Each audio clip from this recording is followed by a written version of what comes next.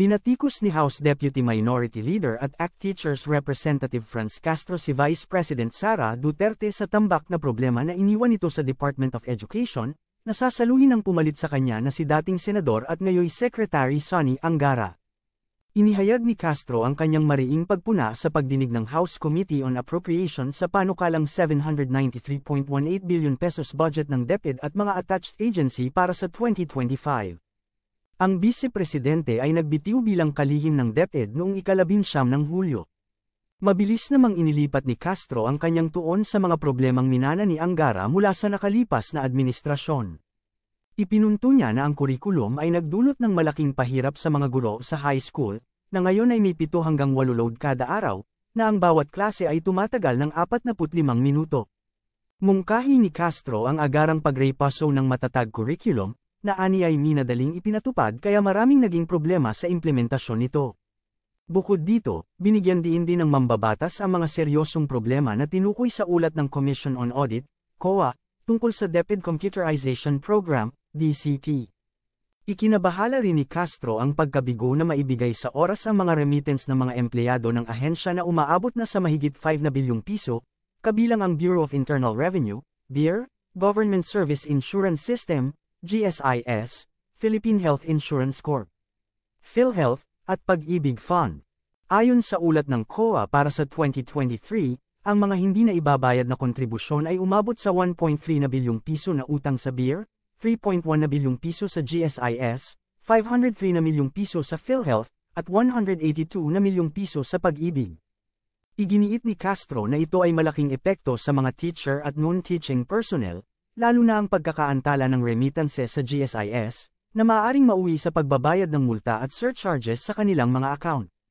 Tiniyak naman ni Angara at iba pang mga opisyal ng DepEd, na ang mga binanggit ng COA, lalo na ang mga hindi nabayarang buwis ay tinutugunan na ng kagawaran, sa pamamagitan ng isinasagawang reconciliation process. Doon po sa laptop for teaching na 2,366 packages, 100% na po na na-deliver natin to para sa mga teachers. At yung pong laptops for non-teaching, na-deliver na rin po ito ng 100%. These are all accounted for the fund year of 2022. May we request the resource speaker to submit to us the documents proving all the delivery? Yes, ma'am. And can we go, Mr. Resource Speaker, to the current appropriation? Nasaan po itong 17,019 packages under the current appropriation? Okay. Under the current appropriation for the e-learning cards, that's 1,655 packages.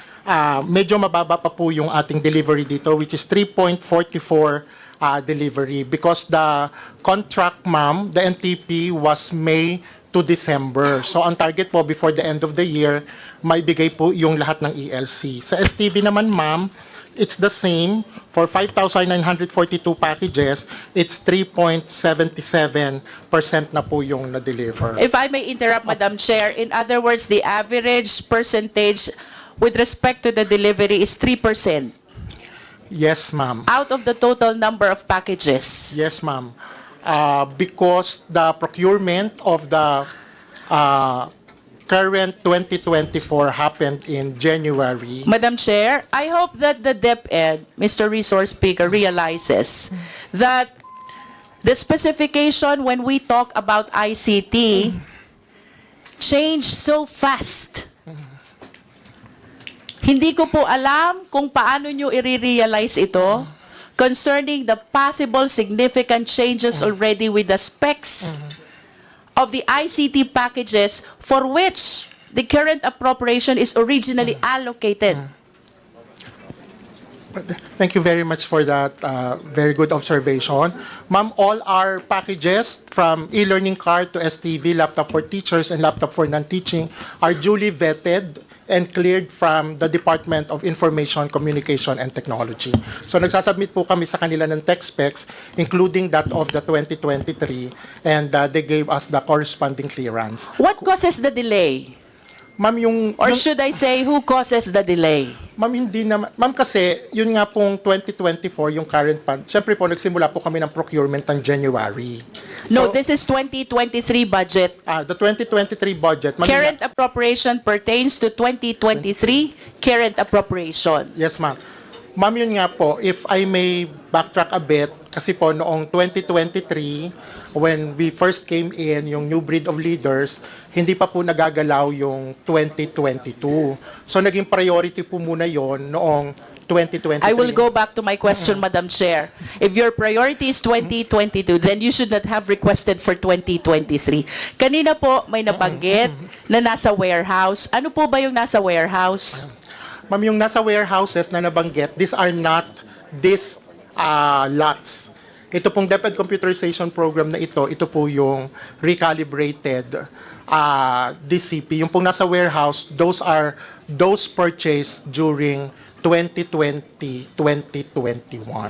2020, 2021. Yes, ma'am. Ito pong 2022, ito yung 2023, ito po yung dinideliver pa lang ngayong 2024. Yes, ma'am. Madam Chair, I just wish to manifest my frustration about the significant delay in the proper bidding, procurement, and delivery of all this ICT equipments. Ito po'y kailangan ng ating mga public schools.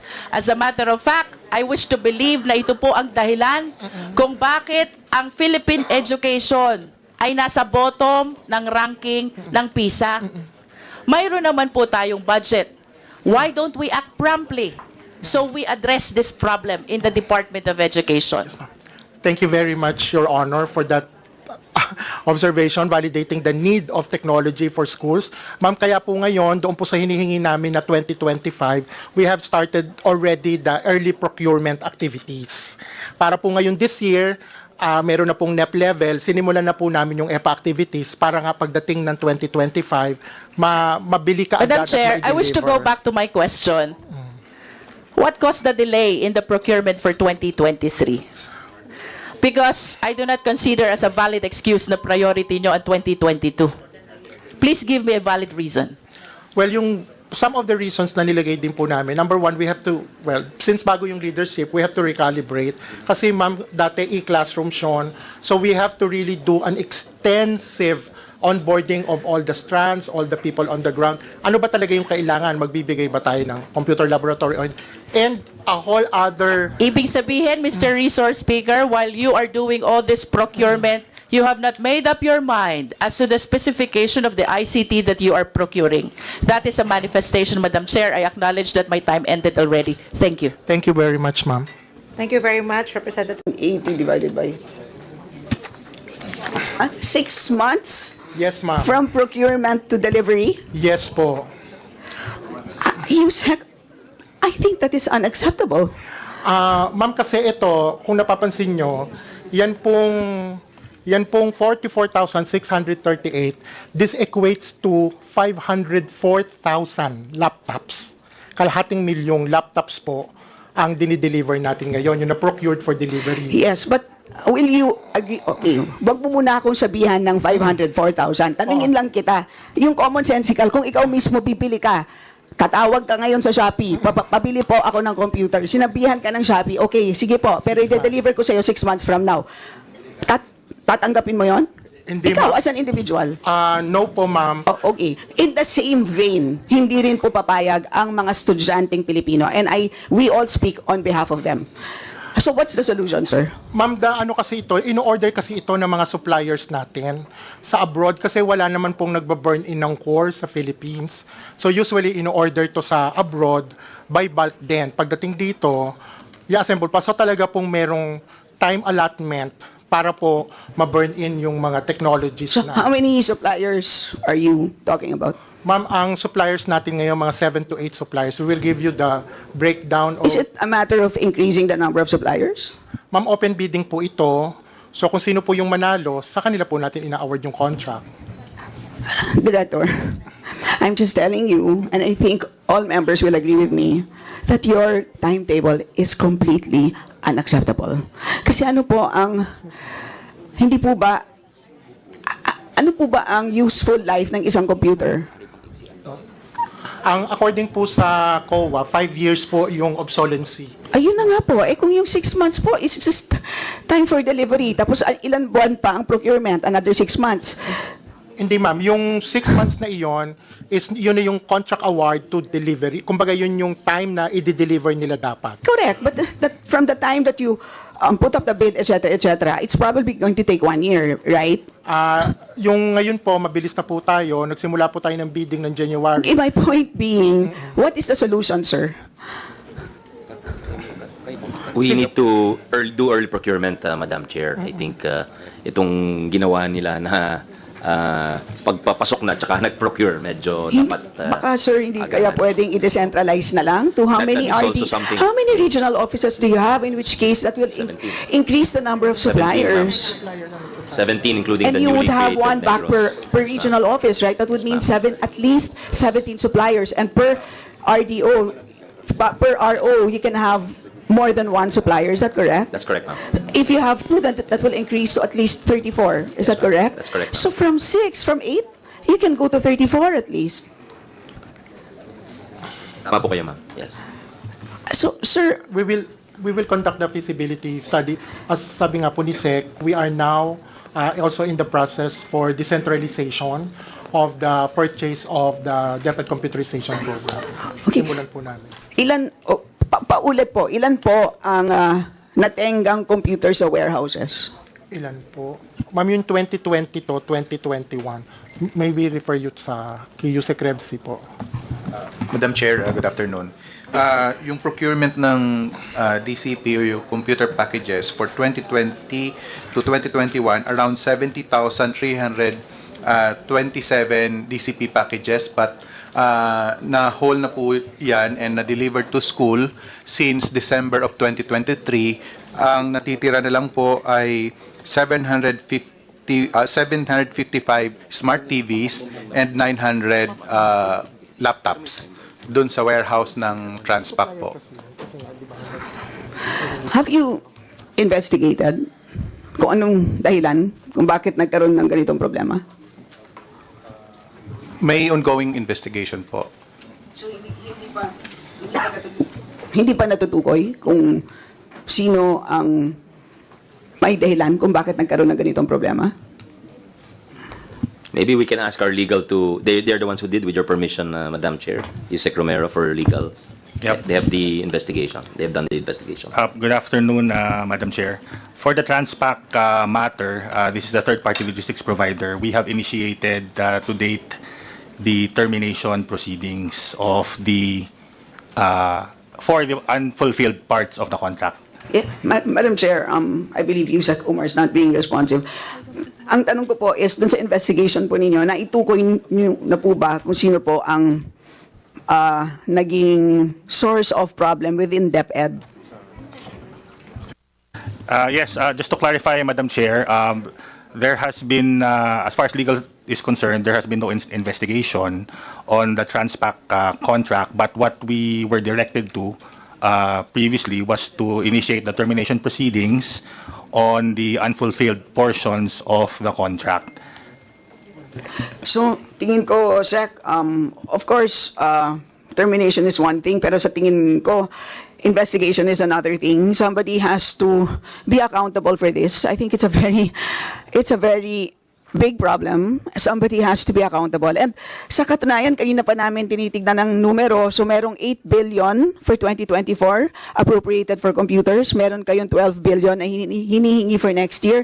Paano naman po namin susuportahan yung ganyan kung may ganito pong problema? So, ang hirap di ba? Of course, we really want to support all your requests. Pero kung hindi naman po natin ma-absorb, napakaliit po na, pasensya na po, Director ha, pero 2 minutes pa lang ang dami na pong suggestions dito. Alam niyo po si Chairman, napakasipag po. Weekly po kami mag-meeting ng committee. Hindi po kami nauubusan ng pag-recommend ng suggestions. Kayo po ba sa DepEd, ganun din po ba? Kasipag mag-execom?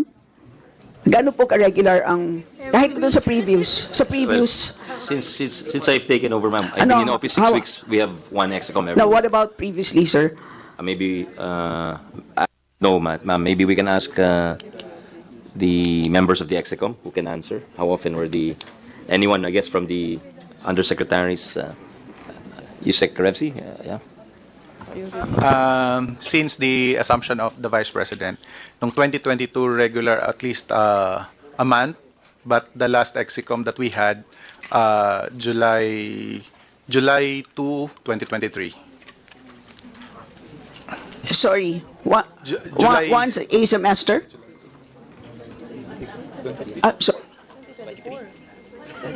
EXECOM? You're talking about the EXECOM?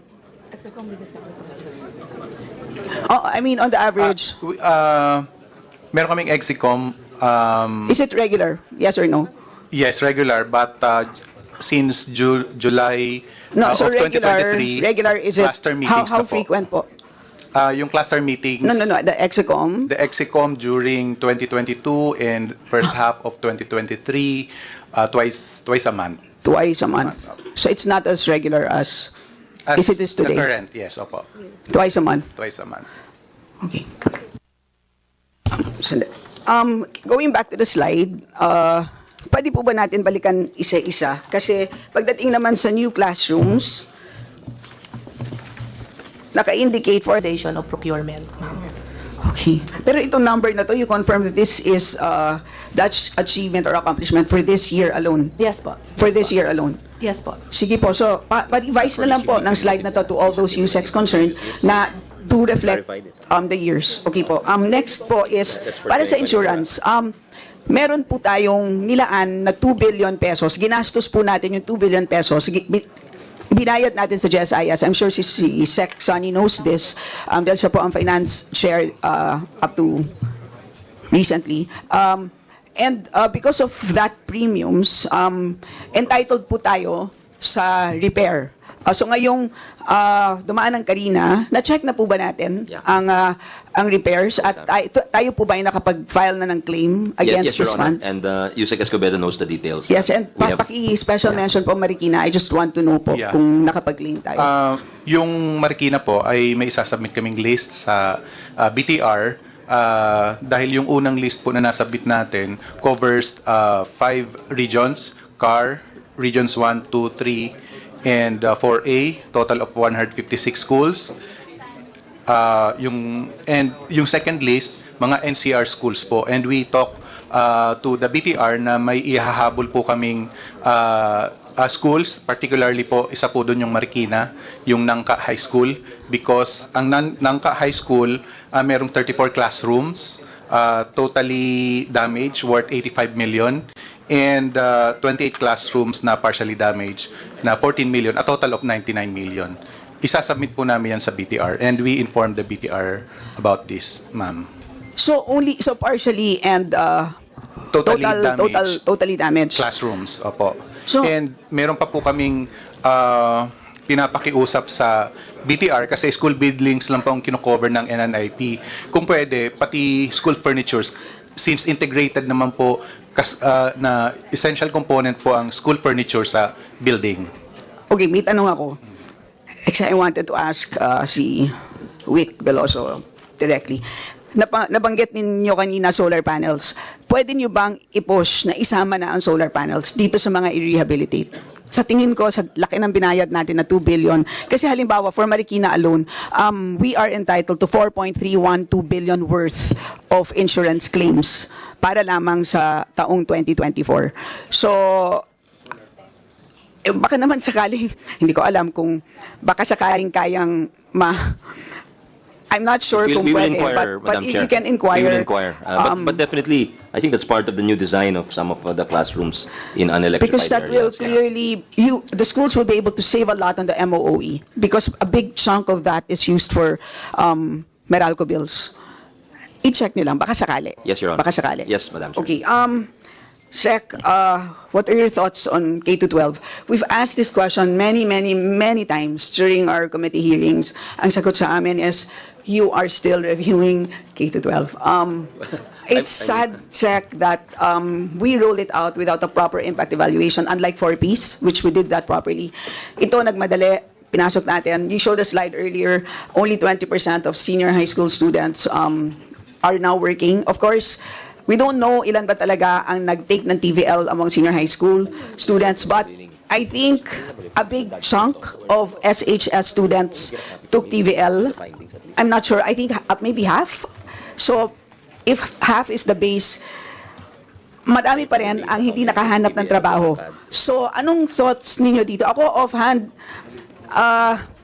if it did not work, are you open to actually, at grade 10, bakit hindi natin sila bigyan ng pagkakataon to take the college entrance exam? And if they qualify, why can't they go to college? And yung sigurado na gusto nilang mag-TVL, bakit hindi natin palakasin ang TESDA, maggumawa ng TESDA classrooms within the schools themselves para ma-strengthen ang senior high school? So, your thoughts, sir? Thank you, Madam Chair. I think that's a good idea to benefit our learners. My worry is they'll be discriminated against when they go abroad, because that was one of the arguments made when we passed the case. I was here in this chamber at the time. The father of the Senate President was the chair of basic education. I was the chair of higher education when we passed the expanded or the K-12 reform. And they were telling us that our engineers were not being hired as engineers abroad because they didn't have a 12-year basic exam. Even if they had finished the 4 or 5-year engineering degree, they would look at their basic education. It would be 10 years. And they would hire them as engineering assistants rather than engineers. So these were some of the issues raised that's why we needed to go to 12 years, Madam Chair. But having said that, I think it's been very poorly implemented in the years since we passed the reform.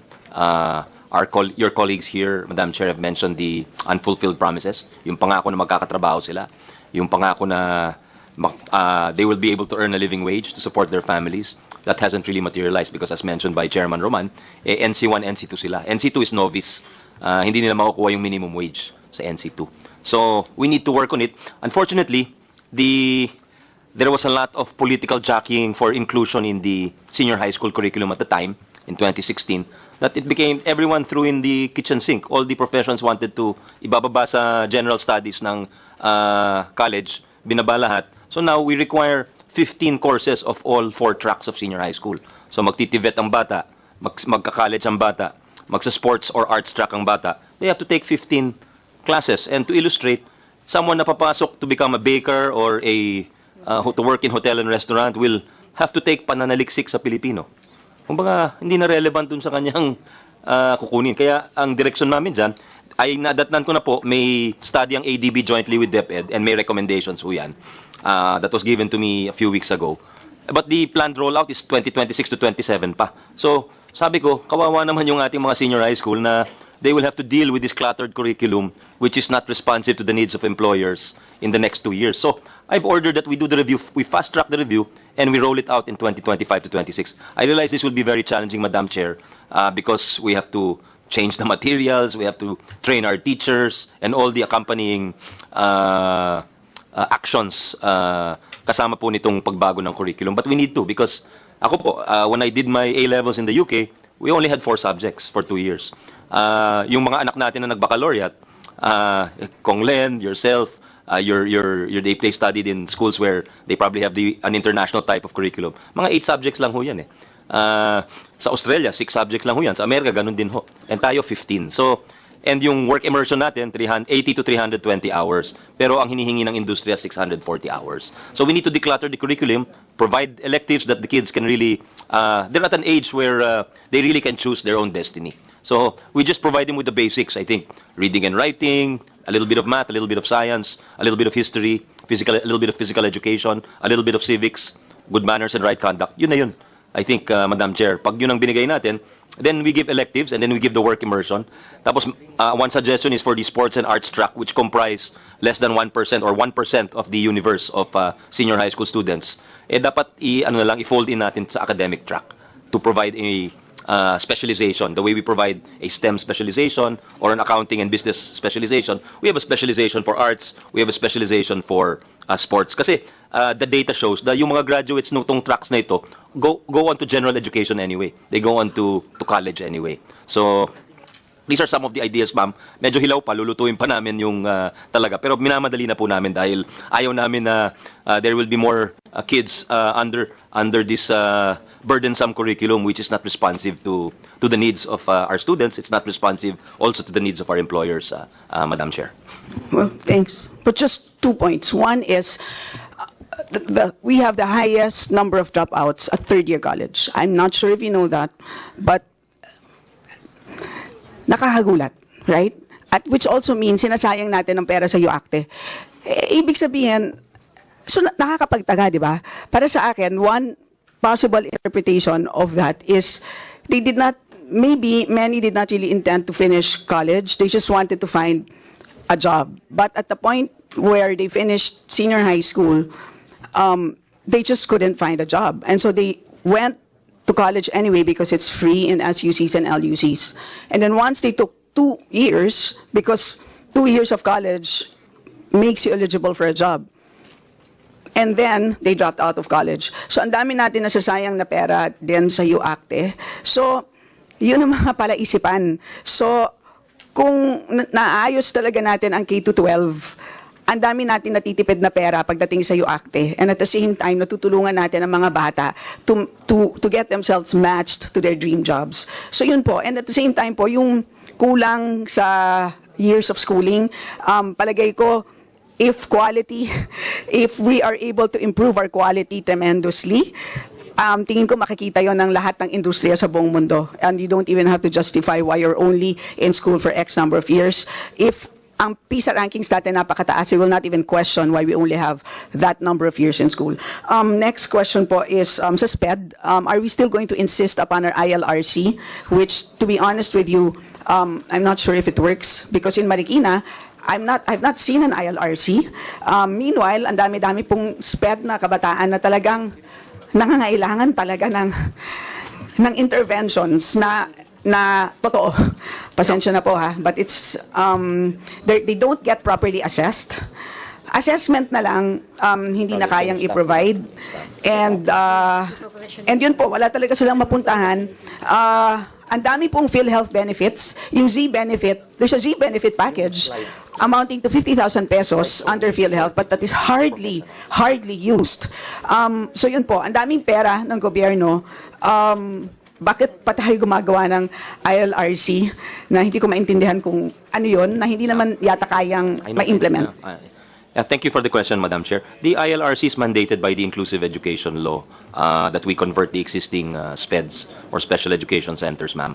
The idea there is that the ILRC acts like a sort of like a fulcrum or to serve a large area. Parang in the way the library hub is also meant to serve the schools within a certain area. So they have complete facilities, complete services. But of course, on the ground, hindi talaga nagkukulang ho talaga dahil kulang tayo ng mga professionals, special education professionals. We cannot even diagnose correctly because of the lack of development pediatricians, Madam Chair. This is not exclusive to the public school sector, but it's a private sector. Some of our children had to wait a year, 2 years to see an to get an appointment with a development pediatrician. So again, just like this is one where we need to coordinate with, just like the issue of the guidance counselors, of the science teachers, we have to coordinate with the other education bodies like CHED, so that we give scholarships to the badly needed professions and courses or studies that are needed in our school system, Madam Chair. So it's going to be as is. No, we're not going to. We're open, ma'am, to any suggestions. We have to do that, the conversion of the ILRCs, because it is a provision of law under the Inclusive Education Act. But we're open to any suggestions or innovations from the body, Your Honor. But Madam Chair, well, we don't have one in Marikina that works. I'm just saying that, meanwhile, ang dami talagang nangangailangan na SPED. And we also have private therapy centers, small ones, and they all come to me, ask for help. The only thing that I can provide is like the SWD assistance, etc., which is kulang talaga. Meanwhile, there's this huge fund called PhilHealth, and they have Z-benefit packages, but then amounting to 50,000 a year per head, which is hardly untapped, tapped because for lack of coordination. So I think that's something that whoever is assigned, kung pwede sana, kausapin